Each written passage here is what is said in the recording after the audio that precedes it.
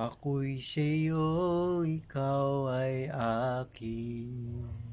Damdam mo sa paningin. Ako ngayon'y nag-iisa. Sana ay tabihan na sa ilalim ng puting ilaw, sa dilaw ng buwan. Pakinggan mo ang aking sigaw sa dilaw ng buwan. Ayokong mabuhay ng malungkot.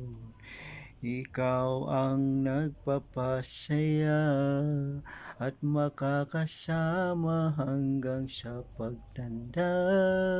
Halina tayo